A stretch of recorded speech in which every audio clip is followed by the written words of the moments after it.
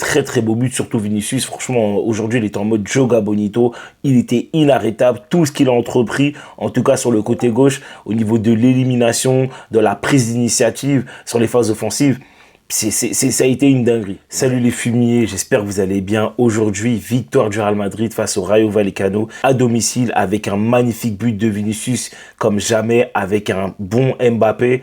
Franchement, j'ai vu beaucoup de choses qui m'ont plu. Tchouaméni, Modric, Fran Garcia, franchement, aujourd'hui, c'était la totale. On a eu des joueurs vraiment impliqués avant d'aller chercher le match de la Ligue des Champions face à l'Atlético de Madrid. Comme d'habitude, n'oubliez pas de vous abonner, me laisser un petit like et un petit commentaire pour me dire ce que vous avez pensé du match. Sur ce, let's go. Bon les amis, cette victoire elle a été très importante pour nous. On a vu pas mal de bonnes choses, surtout en première mi-temps, mais malheureusement en deuxième mi-temps, je trouve qu'on est redescendu d'un cran. Mais en tout cas, sur toute la première mi-temps, franchement, que ce soit défensivement, au milieu de terrain et au niveau de l'attaque, j'ai vu vraiment des joueurs sortir du lot. Malheureusement, il y en a un ou deux où je trouve qu'ils ont été en dessous de manière globale au niveau de toute l'équipe, mais malgré tout, je trouve que le boulot a bien été fait. Et aujourd'hui, déjà, je veux tout de suite mettre en avant David Alaba. Pour moi, David Alaba, j'ai l'impression que petit à petit, plus il joue des matchs et plus il monte en puissance. Parce que déjà, sur un plan technique, c'est-à-dire à la ressortie de balle, il a été pas mal, même si pour moi, je trouve qu'il a envoyé trop de ballons longs, malheureusement. Et je comprenais un peu l'idée qu'il avait, parce que surtout les ballons longs qu'il a pu jouer le plus souvent, je trouve que ça a été bien joué. L'idée était là, mais malheureusement, à force d'envoyer des ballons longs, l'adversaire, au bout d'un moment, il lit ton jeu et c'est un peu plus compliqué d'attaquer. Mais de manière globale, sur un plan technique, il n'a pas été mauvais à la ressortie de la balle. Physiquement, je l'ai senti en jambes. On sent que athlétiquement, il monte en puissance, franchement, et je l'ai vu très concentré à côté d'Asensio. Asensio, à côté de lui, comme d'habitude, la plupart du temps, impérial. Il a peut-être fait une erreur ou deux, pas plus que ça, mais défensivement, je trouve qu'il a été très bon. Mais on va revenir tout de suite sur David Alaba. David Alaba, je pense qu'on avait des doutes, ce qui est totalement légitime, mais je pense qu'il va réussir à récupérer à minima son niveau. Alors, à quel stade, je ne sais pas, mais je pense qu'il va quand même récupérer son niveau. En tout cas, sur un plan athlétique, je pense qu'il va le récupérer. Sur un plan technique, on sent qu'il n'a pas vraiment perdu. Et franchement, ça, c'est plutôt rassurant. Maintenant, je trouve que aussi à côté de lui, tu as eu un Fran Garcia. Fran Garcia, aujourd'hui, la débauche d'énergie qu'il a eue, franchement, c'est monstrueux. Que ce soit offensivement et défensivement, il a extrêmement été bon. Vraiment défensivement, c'est un gars, on sait que c'est pas forcément son point fort. Moi, je trouve qu'aujourd'hui, il a fait le boulot. Je trouve qu'il s'est pas jeté bêtement. Et c'est ce qu'on attend d'un défenseur, c'est-à-dire que tu te positionnes, tu défends l'intérieur, bien sûr, et pas l'extérieur. Et tu attends que l'adversaire fasse le pas en trop pour tout simplement récupérer le ballon. Mais après, il faut qu'on parle offensivement. Offensivement, il a tellement proposé, les amis, dédoublement, techniquement aussi, il a été très bon à la ressortie de la balle. Mais franchement, aujourd'hui, faut le dire, Fran Garcia, j'ai l'impression qu'il commence à prendre un peu plus confiance en lui. Un peu plus confiance en lui. J'ai l'impression qu'il se lâche. Je ne sais pas si c'est le fait qu'il sente potentiellement qu'il peut être vendu. Mais franchement, offensivement, il a été monstrueux. Et c'est dommage qu'il ne ressort pas avec au moins un but ou une passe décisive. Parce que clairement, les amis, si vous avez vu le match, c'est une dinguerie tout ce qu'il a envoyé. C'est une dinguerie tout ce qu'il a envoyé. Et de l'autre côté, Vasquez, malheureusement, je le trouve très moyen, pour pas dire mauvais. Mais Fran Garcia, par contre, les gars, waouh. Franchement, c'est une dinguerie. Et après, globalement, sur toute la défense qui a été très bonne, je veux que quand même on revienne sur le milieu de terrain. Et s'il vous plaît, il faut qu'on s'excuse auprès de Tchouaméni. Aurélien Tchouaméni, ça fait quelques matchs, voire au moins 5-6 matchs où vraiment, je le trouve très bon. Physiquement, on sent que voilà, le gars, il est là, il n'a pas de problème physique, tout ça et tout.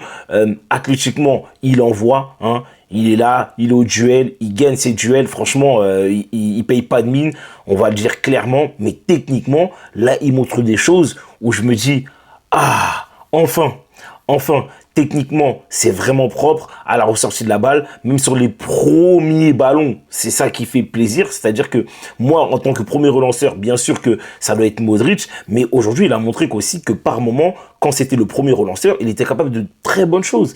Et moi, c'est ce que j'attends d'un Tchouaméni. Mais offensivement, les gars, vous avez vu, double contact, Drogba, tiens, je t'envoie le ballon à gauche, tiens, je t'envoie le ballon demi-espace à droite. Enfin, franchement, les gars, aujourd'hui, Tchouaméni, on peut rien lui reprocher. Il a été partout, offensivement, défensivement, dans la construction de jeu. Franchement, il a été impérial. Et ça, voir ça de Aurélien Tchouaméni, ça fait plaisir. C'est là où on voit que petit à petit, en fait, Kamavinga a perdu énormément de terrain. Parce que oui, Kamavinga, aujourd'hui, il est rentré en deuxième mi-temps et il a énormément enchaîné de fautes. Franchement, je trouve ça assez stupide de sa part, surtout que là, ce qu'on attend de toi, c'est que tu fasses pas d'erreur et justement, c'est qu'on tienne le score. Non, toi, tu vas faire des fautes. Mais on va revenir sur Aurélien Tchouaméni. Aurélien Tchouaméni, on sent que là, maintenant, il commence à remonter en puissance, il regagne de la confiance. On sent que il prend goût aussi à, comment dire, à aider à construire le jeu offensivement. Et là, vraiment, les gars, il y a pas grand-chose à dire de plus. Mais malheureusement, après, quand tu vois son compatriote Bellingham, Bellingham, aujourd'hui, il a été extrêmement moyen, pour pas dire mauvais, les gars. Vraiment, il a perdu trop de ballons, trop de déchets techniques, trop mauvais sur la passe, trop mauvais à la relance, trop mauvais dans le dernier geste. Alors oui, je sais que il a effectivement raté pas mal de matchs, donc physiquement se remettre dans le rythme. Voilà, il faut un peu des minutes, quelques matchs. Mais les gars, faut pas oublier que la semaine prochaine, on joue l'Atlético et eux, ils vont être sans pitié avec Bellingham. Ils vont être sans pitié. Le seul truc qui me rassure, c'est qu'il a fait énormément d'efforts. Il n'y a pas de problème, il a fait énormément d'efforts, il a récupéré, excusez-moi, pas mal de ballons, mais moi, c'est sur un plan offensif. Il n'a pas été bon.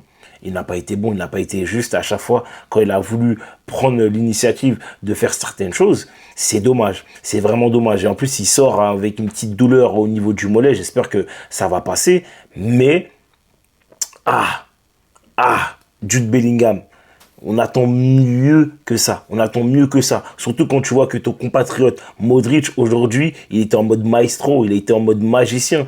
Tous les ballons passaient par lui et un tout petit peu par Aurélien Tchouaméni. Mais aujourd'hui, Modric, tu veux lui dire quoi? Tu veux lui dire quoi? Offensivement, il est impliqué sur pas mal de phases de jeu. Et défensivement, il est partout. Et pourtant, c'est un mec qui a 39 ans, il va avoir 40 ans. Il va avoir 40 ans. Franchement, aujourd'hui, Modric, c'est flippant de se dire que le niveau de jeu qu'il arrive à garder avec cet âge-là, franchement, ça force le respect. Et après, quand on regarde aussi les attaquants, je trouve qu'aujourd'hui, il y a eu des petites choses intéressantes, mais je trouve qu'il y a eu encore beaucoup trop de déchets. Mbappé et Vinicius, aujourd'hui, ils ont marqué.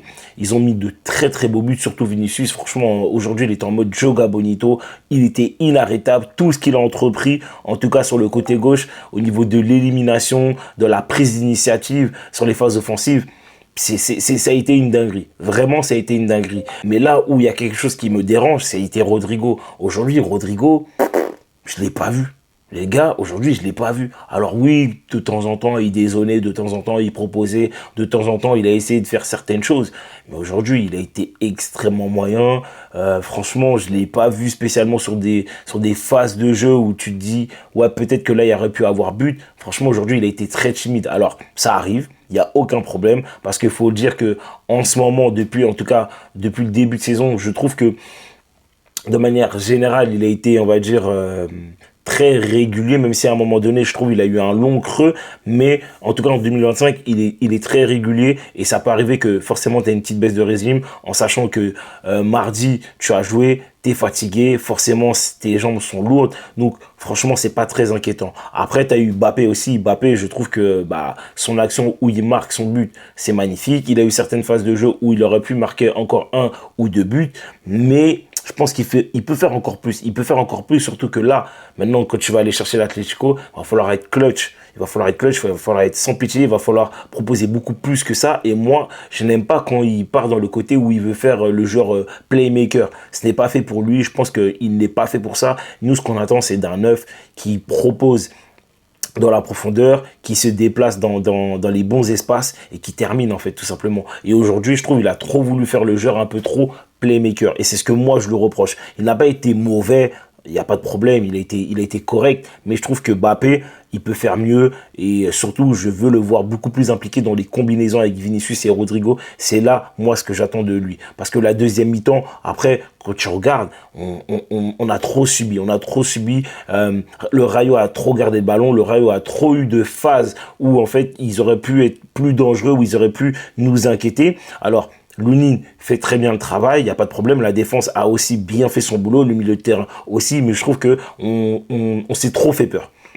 On s'est tout simplement trop fait peur parce que tout simplement ils ont profiter en fait de notre côté où on s'est dit bon, nous on pense déjà au match de la semaine prochaine, et ça c'est pas bon, c'est vraiment pas bon, c'est une erreur je trouve, et que même Carlo Ancelotti, je trouve, en termes de remplacement, il n'a pas fait les bons choix. Tu fais rentrer Camavinga, ok, tu fais rentrer Brahim Diaz, et je crois que tu fais rentrer Valverde, mais je trouve qu'il y a certains joueurs déjà tu les fais rentrer trop tard, et même je trouve que certains joueurs qui sont rentrés, ils ne méritaient pas de rentrer. Arda Güler, on l'attend toujours. Hendrick, je pense qu'il aurait pu apporter quelque chose aussi. Donc c'est là où en fait ça me gêne un peu. Alors heureusement tu gagnes, il n'y a pas de problème. Je pense que si le Rayo marquait un deuxième but, je pense qu'on aurait marqué un troisième but. Mais je trouve excusez-moi, qu'on se fait un peu trop peur bêtement. Donc voilà, moi ça c'est mon analyse, je ne sais pas ce que vous en pensez, n'hésitez pas à me dire en commentaire ce que vous pensez de mon analyse. Laissez-moi un petit like comme d'habitude et abonnez-vous. Sur ce, à la semaine pro les amis. Ciao.